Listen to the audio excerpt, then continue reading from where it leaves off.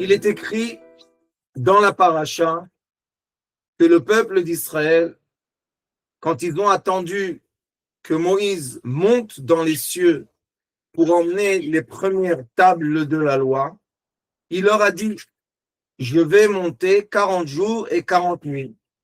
Cela veut dire qu'ils pouvaient compter le temps et savoir, on doit patienter 40 jours. Qu'est-ce qui s'est passé à la fin de ces jours-là? Malheureusement, comme d'habitude, le Erev Rav, les enfants de Bilham qu'ils ont dit, qui se sont ajoutés au peuple d'Israël, parce qu'à l'époque, il n'y avait pas la notion de se convertir, mais ils sont sortis de l'Égypte avec le peuple d'Israël. Et eux ont dit au peuple d'Israël, ils ont réussi à faire de la magie qu'on connaît et qui se répète aujourd'hui avec la technologie. Ils ont montré dans le ciel au peuple d'Israël que logiquement, c'est impossible que Moïse vive 40 jours et 40 nuits sans manger, sans boire. Donc, ils leur ont montré le corps de Moïse mort. Les gens ont vu dans le ciel et ils avaient l'habitude, c'est important de comprendre, que le peuple d'Israël avait l'habitude de voir dans les ciels des allogrammes. Je répète, ce sont des allogrammes technologiques. Et pourquoi ils avaient l'habitude? Parce que c'était la façon que le pharaon, pendant des centaines d'années, a réussi à manipuler et posséder l'esprit des êtres humains en Égypte et aussi à l'extérieur de l'Égypte. Tout simplement, toutes les nuits, et on peut comprendre ça aujourd'hui avec la technologie, toutes les nuits, les gens voyaient dans le ciel, au lieu des étoiles, ils voyaient un allogramme, ils voyaient vraiment une photo, une image de Pharaon. Donc, comme il montrait sa photo dans le ciel, les gens étaient sûrs que c'était Dieu, un Dieu. Aujourd'hui, je fais juste une toute petite parenthèse. Aujourd'hui, je ne sais pas si vous suivez, mais il y a un programme d'envoyer dans le ciel 1 million de satellites. Je pense que personne n'arrive à comprendre le chiffre. Ils veulent envoyer dans le ciel 1 million de satellites. Ce qu'il va faire, c'est que à la fin, au lieu de voir des étoiles, on va voir des lumières qui sont reflétées par les satellites. Et croyez-moi, comme l'histoire se répète, ils vont nous montrer, ils vont positionner les satellites d'une certaine façon qu'ils vont être capables de nous montrer dans le ciel, au-delà de l'atmosphère, ils vont nous montrer des allogrammes, des images. Ne soyez pas du tout étonnés de ça, juste restez fidèles à la vérité. Et pourquoi je vous raconte ça? Parce que le peuple d'Israël, à ce moment-là, est parti chez Aaron et il a exigé de voir le Dieu qui les a sortis d'Égypte.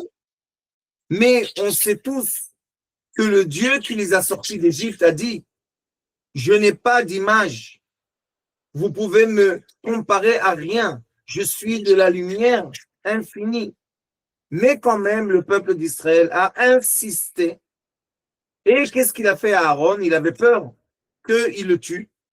Alors il leur a dit, enlevez toutes les boucles d'oreilles que vous avez, emmenez-moi l'or de tout le monde, on va le jeter dans un bassin bouillant et on va attendre. Qu'est-ce qu'il voulait faire? Il voulait gagner le temps que Moïse redescende sur terre. Et il a jeté tout l'or dans une marmite bouillante et quelque chose s'est passé. Maintenant, ce n'était pas la volonté de Aaron, mais quelque chose s'est passé. Écoutez bien, s'il vous plaît. Le visage,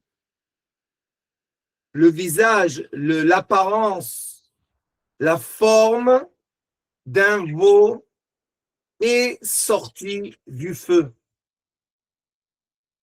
Je ne sais pas si vous êtes à jour, mais les idolâtres de notre génération, comme toutes les générations, vous voyez que c'est déjà écrit il y a 4000 ans à peu près, le veau, le taureau, ces images-là, ce sont les représentants, malheureusement, de l'autre côté, pas du côté de la lumière. Au même moment que c'était un moment très, très difficile, les sages du Zohar Kadosh disent que c'était le moment qui a ramené toute l'humanité en arrière avant la faute du premier homme. Ça veut dire que c'était très, très, très, très, très dur ce qui s'est passé. Mais écoutez bien, à ce même moment précis, et ça c'est le but du cours d'aujourd'hui, au même moment précis que en bas sur terre, le veau d'or s'est exposé pour dire je suis Dieu, qu'est-ce qui s'est passé en haut dans les cieux? Dans les cieux, le Hachem Idbarach a dit à Moïse, regarde ton peuple, ils ont fauté. Ils ont fauté très vite. Je vais tous les exterminer. Qu'est-ce que devait faire Moïse? Moïse, si c'était un égoïste, ou bien si c'était un des dirigeants qu'on a l'habitude, aurait dit, et si tu les extermines, qu'est-ce que tu fais? Ah, Dieu lui a dit, je te rendrai toi le plus grand. Alors, il n'y a pas de problème, on les extermine. Moi, je deviendrai le roi du monde et tout va bien. Mais ce n'est pas ce qui s'est passé. Moïse a pleuré, a supplié Hachem et lui a dit, tu ne peux pas les exterminer. Ce sont les enfants d'Abraham, Yitzhak et Jacob. Ce sont tes enfants. On n'extermine pas nos enfants, même s'ils ont fauté. Écoutez bien le déroulement des choses. Après que Moïse a demandé, a supplié Hachem de épargner le peuple de cette faute affreuse, écoutez ce qui s'est passé.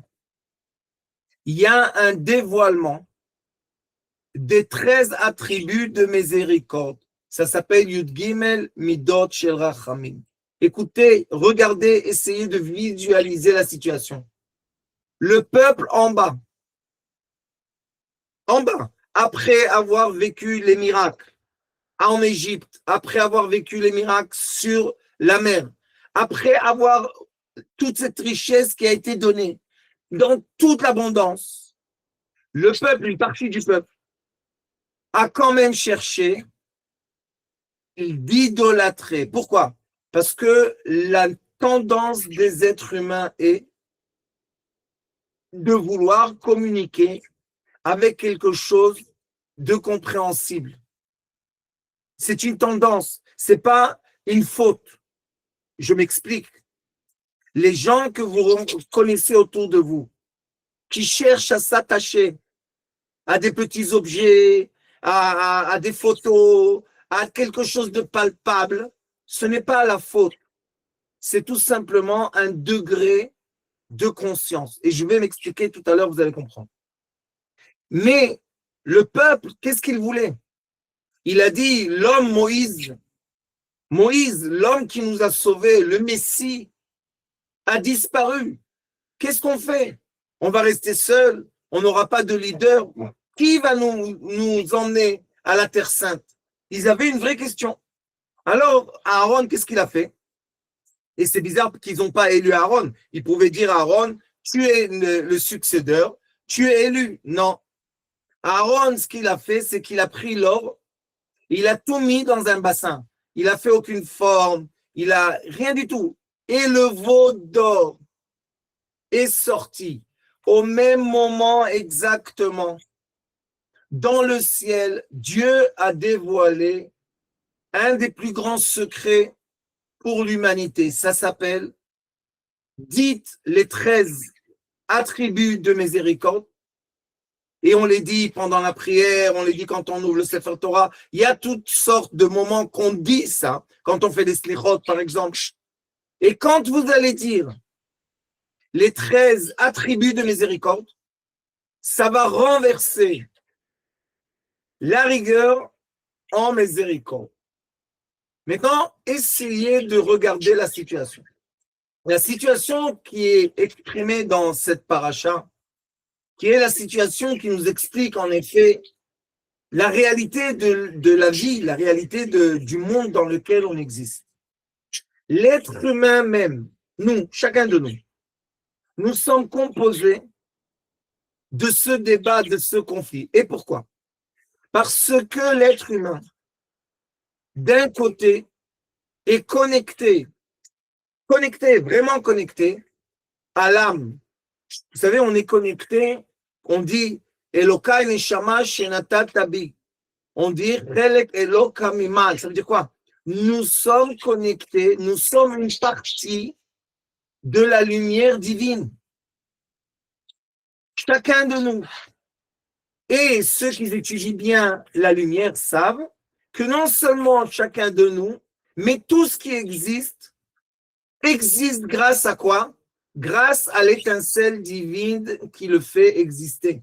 Si j'enlève l'étincelle divine du solide, du liquide, des gaz et des lumières de ce monde, ou bien des minéraux, des végétaux, des animaux et des êtres humains, ça disparaît tout simplement. Disparaît. Je ne veux pas rentrer dans l'aspect physique, mais sachez que dès que j'enlève la lumière, il n'y a plus rien du tout, du tout, du tout. Donc cette lumière, on est tous porteurs. Tous les êtres humains, toutes les existences, on est porteurs de cette lumière. Donc, nous avons un côté en nous qui est un côté sacré, divin, au-delà des limites, au-delà de la réalité. Mais dans le même être humain, dans le même corps, nous avons le physique, nous avons le mauvais penchant, nous avons la bestialité, nous avons le désir, nous avons les 5 sens. Alors comment on vit les deux? Ça, c'est la plus grande des questions. Parce que vous allez voir qu'il y a certains sages de toutes les nations qui ont la tendance de rester seulement dans l'aspect physique. La médecine, toutes sortes d'intelligence qui parlent seulement du bien physique. Nous avons d'autres sages, qu'on les appelle les philosophes, que ces sages-là ne veulent pas prendre en considération le corps physique et ils parlent seulement de l'aspect spirituel. Comme le dit le livre qu'on étudie ensemble, ça fait des années, Sha'arei Kedusha, dans la préface de Sha'arei Kedusha, il dit Rabbi Chaim Vital, j'ai vu des êtres humains qui voulaient s'élever au-delà de la matière. Ils ont voulu atteindre la lumière, mais au lieu de monter dans la lumière, ils sont descendus dans l'obscurité. Pourquoi dit ça Rabbi Chaim Vital? Puisque si moi, je veux me connecter au spirituel, alors je commence à me séparer de la matière. Je n'ai pas besoin de manger, je n'ai pas besoin de boire, je vais dormir le minimum, je n'ai pas besoin de me vêtir trop, je n'ai ni froid ni chaud, je ne vais pas couper mes cheveux. Vous savez, il y a des gens comme ça en Inde, dans toutes sortes de pays, il y a des gens qu'on les appelle les gens qui sont détachés de la matière. Alors pourquoi ils vivent? Si tu es détaché de la matière, tu n'as pas besoin de vivre dans le corps. Tu peux vivre seulement spirituellement, mais non. On est tous l'addition, écoutez bien, nous sommes tous l'addition entre la matière et le spirituel. Je vais dire plus que ça. Le but de la Torah, le rôle de la Torah s'appelle Torah de vie.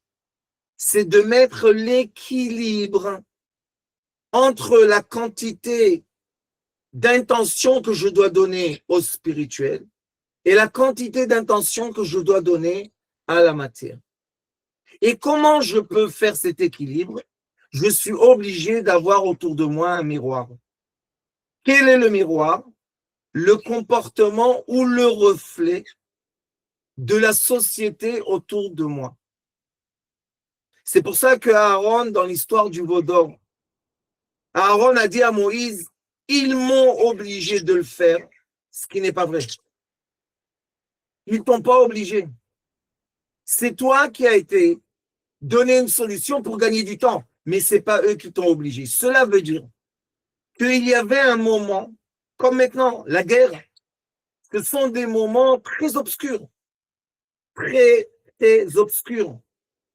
Un côté de l'humanité fait un triomphe et l'autre côté de l'humanité accuse cette guerre. Qui a raison? Personne n'a raison. Pourquoi?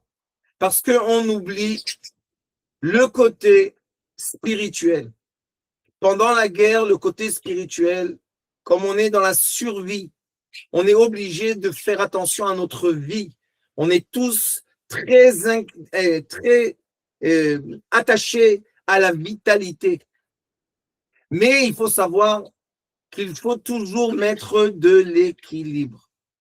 Maintenant, je vais vous donner le miroir magnifique de cette sagesse.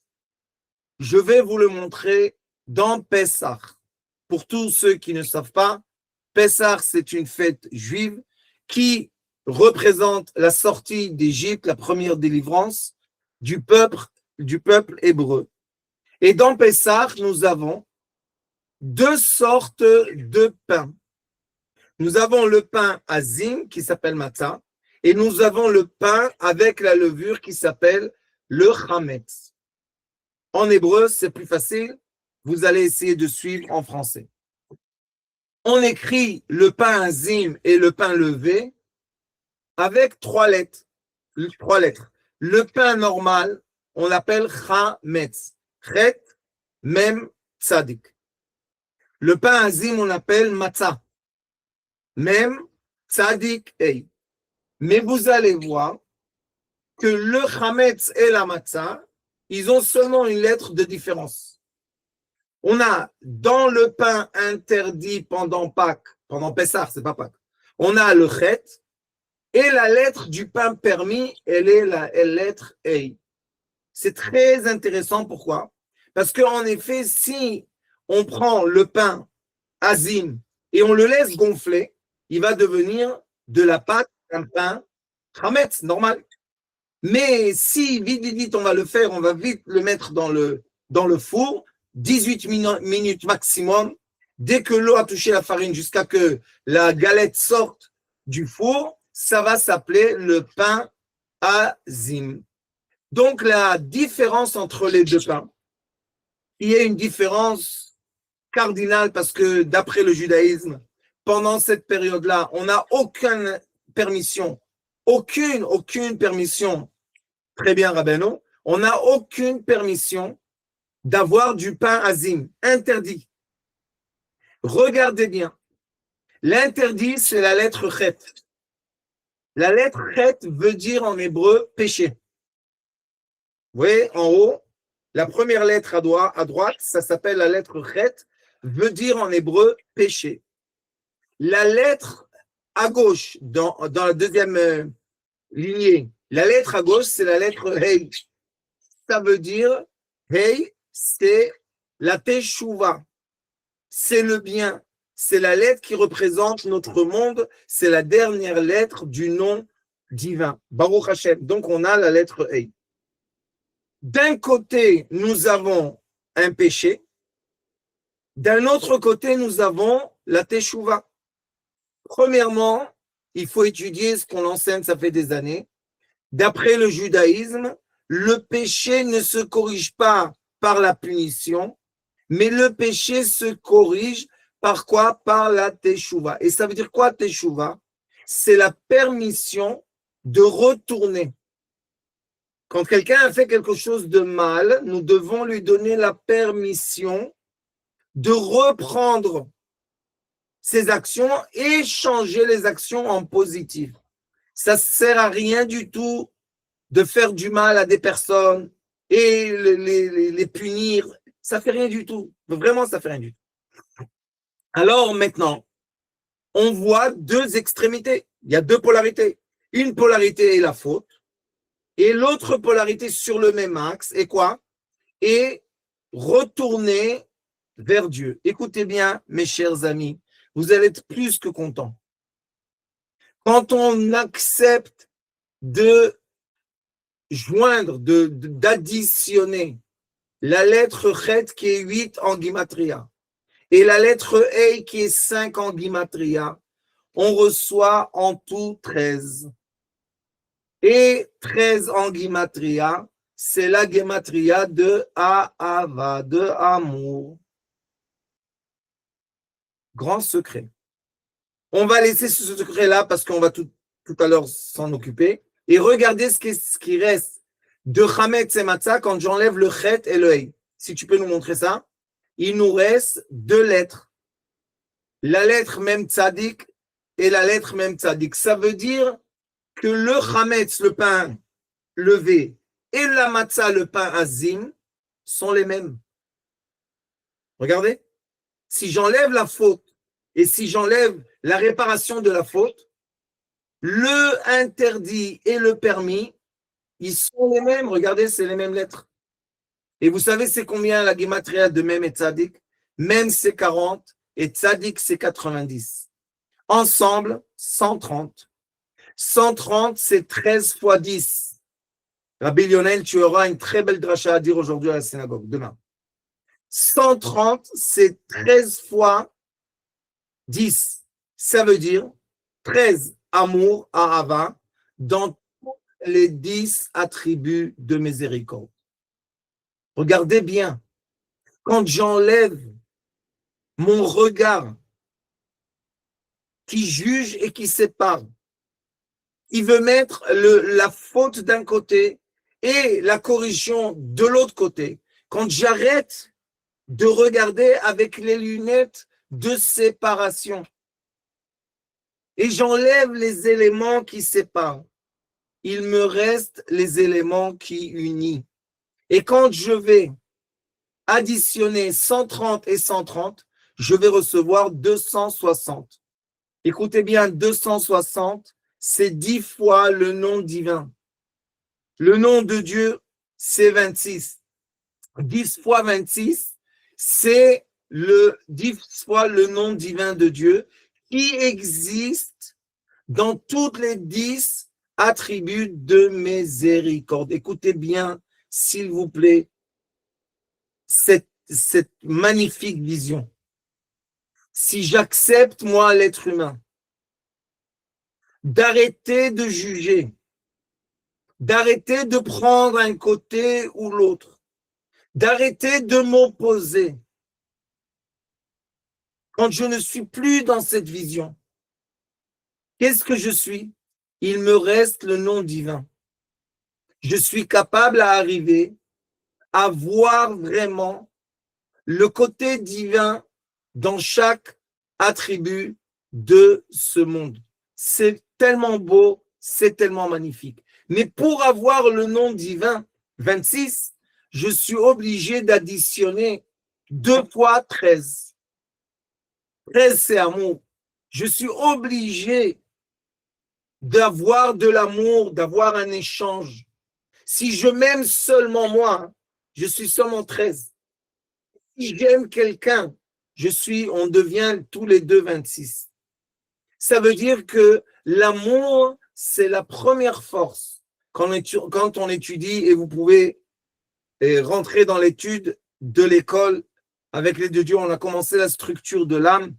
Et sachez que dans la structure de l'âme, la première énergie qui a été créée ou dévoilée pour qu'on ait une réalité, ça s'appelle l'énergie de l'attraction et l'énergie de mémorisation. L'attraction veut dire accoupler les choses, additionner les choses, se connecter. Qu'est-ce que veut dire la haine ou la séparation? Se déconnecter, s'isoler, ne pas vouloir accepter qu'il y a des polarités dans ce monde et dans le point zéro. Merci mon Dieu. Dans le point zéro, c'est l'endroit dans lequel est le début de tous les axes. Donc, on est capable, on a chacun cette ouverture et possibilité spirituelle. Au même moment où il y a une rigueur affreuse, on peut appliquer au même moment vraiment la miséricorde. Alors pourquoi on n'arrive pas? Qu'est-ce qui nous fait ça? Tout ça, c'est la direction de l'intention que j'ai à chaque période de ma vie. Je m'explique. Quand une personne voit que globalement ou bien personnellement, on est trop dans la séparation, on est trop dans la rigueur, on est trop dans la haine gratuite, trop dans la solitude, ça veut dire qu'on exagère dans l'équilibre. La balance va trop dans la matière. Qu'est-ce qu'il faut faire tout de suite? S'adresser à la lumière blanche. Il faut augmenter la foi et l'union de Dieu. C'est pour ça que Dieu, dans le moment le plus dur, qui s'appelle le veau d'or, c'est un moment qui a renversé l'humanité. Dans ce moment le plus dur, Dieu a dévoilé les 13 attributs de miséricorde, d'amour. Alors, qu'est-ce que cela veut dire? Qu'ils sont arrivés tellement à matérialiser qu'ils ont commencé à idolâtrer le veau d'or. Comme ça fait déjà de beaucoup de générations, qu'ils disent que la forme du Satan, c'est une forme de veau. Je ne rentre pas dans ça, ça ne m'intéresse pas. Mais il faut savoir que ça existe. Comment on peut rééquilibrer? Mes chers amis, écoutez bien ce que je vous dis. L'amour sans jugement. Regardez le bien chez chacun. Regardez les qualités de chacun. Augmentez la miséricorde. Donnez, tout simplement. Donnez de l'argent, donnez de l'intention, donnez de l'amour, donnez du respect. Ce que ça fait, c'est que ça augmente l'amour et l'amour seul va équilibrer le veau d'or. Ce qui n'est pas de l'amour va renforcer le veau d'or. Et c'est pour cela que nous sommes dans une période qui se répète toutes les, je ne sais pas combien de cycles d'années. Et cette période-là, c'est comme la Deuxième Guerre mondiale. On parle aujourd'hui d'une Troisième Guerre mondiale. Ils ont complètement raison. Sauf qu'il ne veut pas le dire ou il veut le dire, mais ce n'est pas ça l'histoire. L'histoire est qu'est-ce qui se passe avec les gens individuels. Nous allons avoir maintenant dans cette période des gens que malheureusement tombent dans la détresse, tombent dans la tristesse, tombent dans la solitude. Et nous, les gens conscients, qu'est-ce qu'on doit faire? Écoutez bien ce que je vous dis. De comprendre que même dans le chametz, même dans le pain levé, ou même dans la matzah, le pain azim, que un est interdit et un est permis, si j'enlève l'interdit et le permis, je reste avec quoi? Je reste avec l'amour et l'unité de Dieu. Ce n'est pas quelque chose qui appartient à une nation, à une autre. Ça n'appartient à personne. Ça, c'est encore une grande erreur de dire « Ah, nous, on est les meilleurs, vous, vous êtes les trucs. » C'est n'importe quoi. Dans la création du monde, Dieu a dit « L'homme est à mon image ». Il n'a pas dit le grec, l'africain ou je ne sais pas qui. Il a dit « L'homme est à mon image ». Donc, l'humanité doit maintenant, dans ces moments affreux que vous regardez que le monde est en train de se diviser en deux camps. La même chose quand il y avait la Deuxième Guerre mondiale et la Première Guerre mondiale et les guerres avant, qui n'étaient pas moins affreuses. Il y a une division en deux camps. Pourquoi pas trois? Pourquoi pas quatre? Pourquoi pas cinq? Parce que la division, c'est la polarité extrêmement polaire. Et nous, ce qu'on doit faire maintenant, c'est avec l'amour se reconnecter chacun de nous. comme une petite bougie dans l'obscurité, se repositionner dans le point zéro. Pourquoi? Parce que le point zéro est physiquement en dessous d'un tuyau qui permet la lumière divine de se éparpiller dans le monde. On ne doit faire aucun effort, croyez-moi. Aucun effort, on ne doit pas résoudre les problèmes. On doit rien, on doit juste ouvrir la porte à la lumière. Parce que je vous ai dit, et je vous le redis, la lumière ne travaille pas avec la force. Si vous ne voulez pas voir l'écran, vous fermez les yeux, vous ne voyez pas l'écran. C'est simple. La lumière travaille seulement avec la permission. La lumière travaille seulement avec la possibilité, permettre la lumière de s'éparpiller, de rentrer partout, et elle va rentrer partout.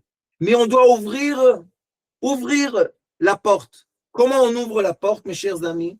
On se repositionne dans le point zéro. Se repositionner dans le point zéro, ça veut dire je rentre dans l'équilibre. Écoutez bien ce que je vous dis. Je sais que c'est très, très dur d'accepter mes paroles, mais je vous les dis avec l'amour et je sais que vous allez y penser. Aucun côté de guerre a entièrement raison. Ça n'existe pas. Que quand deux côtés polaires se font la guerre, il y a seulement un côté qui a raison. Ça n'existe pas. Pourquoi? Parce qu'on est dans un monde qui est une sphère et tout est relatif à tout. Mais il y a un endroit qu'on a la permission grâce à l'âme d'atteindre, c'est l'endroit qui est au-delà de la sphère temporelle. Ça s'appelle la lumière infinie. Et cette lumière infinie, qui est l'amour de Dieu à toute sa création, cette lumière infinie vient dans ce monde grâce à ceux qui ouvrent la porte. Et comment on ouvre la porte? Comme Moïse. Il faut être dans l'annulation. Regardez Moïse, quand il était en haut dans les cieux, qu'est-ce qu'il a dit? Il a dit, Dieu, tu ne peux pas exterminer ce peuple. Tu ne peux pas, c'est impossible. Alors Dieu a dit, d'accord. Mais qu'est-ce qu'a fait Moïse tout de suite quand il est descendu avec les premiers tableaux de la loi? Il les a cassés. Il les a cassés. Et vous savez qu'est-ce qu'il a dit? Mi el Hashem elai. Celui qui veut Dieu vient à côté de moi. Et la troisième chose qu'il a fait tout de suite après, il leur a dit, allez tuer tous ceux qui étaient mélangés dans le veau d'or. Question. Monsieur le Messie Moïse, en haut, demande la miséricorde pour le peuple. Dans les cieux, le même Moïse descend en bas, ordonne de tuer avec une épée tous ceux qui étaient dans l'idolâtrie, tous ceux qui ont fait les choses affreuses. Et à part le veau d'or, il y a eu là-bas des choses. Il a dit, il faut les tuer avec une épée. Est-ce que Moïse est bipolaire, que Dieu nous en préserve? Est-ce que Moïse a deux personnalités? Non. C'est exactement ce que nous enseigne la Torah. Quand vous êtes incarné dans ce monde polaire, c'est obligatoirement que vous allez avoir des sentiments de peur, des sentiments de confiance, des sentiments d'amour, des sentiments de haine, des sentiments de vouloir, des sentiments de rejet. C'est normal. Le roi Salomon a dit, il y a 28 opposés dans ce monde. Nous avons aussi dans la sphère, le haut, le bas, à droite, à gauche, en avant, en arrière. C'est normal. Pourquoi? Parce que nous sommes là.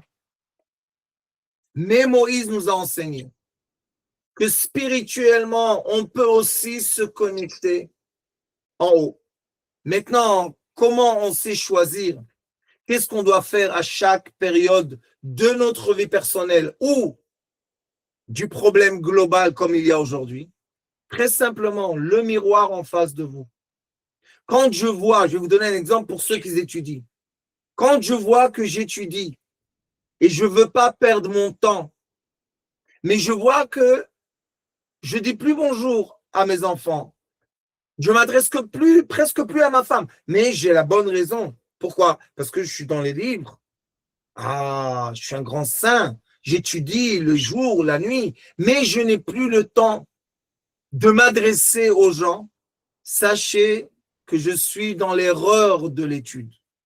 Pourquoi? Parce que l'étude doit nous emmener à avoir l'amour de son prochain. Je vous ai dit ça déjà, mais je vais vous le redire parce qu'aujourd'hui, c'est vraiment palpable. Vous savez que quand on a cette éducation de ne pas perdre le temps de l'étude, que c'est une éducation très, très radicale. Alors, vous savez, quand j'étais plus jeune, je venais après, je sais pas, une journée d'enseignement et tout, je m'assoyais, mais étudier. Combien de temps je pouvais voir ma femme par jour? 10 minutes, 15 minutes. Et je vous dis, je témoigne, chaque fois qu'elle rentrait dans ma chambre et mon livre était ouvert, j'avais à l'intérieur un débat. Est-ce que je dois fermer le livre et écouter ma femme? Ou bien je dois laisser le livre ouvrir et elle doit comprendre que maintenant j'étudie, elle peut pas me déranger d'étudier parce que c'est le but de la vie. Quelle est la bonne réponse? Écoutez bien. Bitula zekiyuma. Il faut fermer le livre, fermer la connexion du spirituel détaché des êtres humains et avoir l'amour. Tu dois aimer ton prochain. Tu dois lui parler.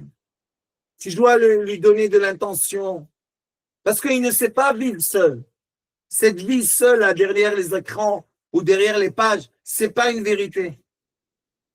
C'est pour ça que Moïse est redescendu du mont Sinaï. Il allait voir ses frères et sœurs. Il n'est pas resté dans le mont Sinaï. Il est descendu en bas. Mais quand il est descendu en bas, il s'est habillé des qualités du monde polaire. Et quand il est monté en haut, il s'est déshabillé des qualités du monde polaire et il s'est habillé dans les qualités du monde uni. C'est exactement ce que je vous ai expliqué dans la Haggadah, dans la Megillah de Esther. Il y a un mot-clé qui s'appelle les bouches. Les bouches, c'est l'habit. L'habit, c'est quoi? C'est le champ électromagnétique qui est autour de moi. Est-ce que je suis dans l'abstraction ou bien je suis dans le rejet? Et aujourd'hui, la guerre montre que le monde est trop dans le rejet. Le monde devient trop radical, trop renfermé. Il n'y a plus d'amour entre les peuples. Il y en a, Baruch Hashem, heureusement, qu'il y a quelques petites étoiles dans le ciel et quelques petites bougies dans la terre. Mais la majorité des gens ne veulent plus l'amour, ne veulent plus.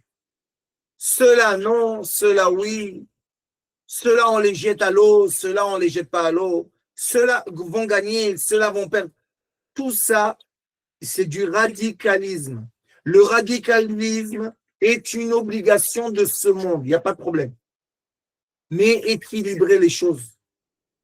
On doit équilibrer entre le monde polaire et la lumière directe. Ça s'appelle chez le Hari Akadosh la lumière blanche directe, le récipient polaire et la lumière qu'on va refléter vers les cieux.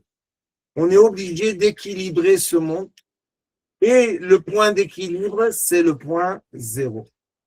J'espère qu'avec l'aide de Dieu, ce cours-là va vous permettre, va vous ouvrir les portails de l'équilibre, les portails du point zéro.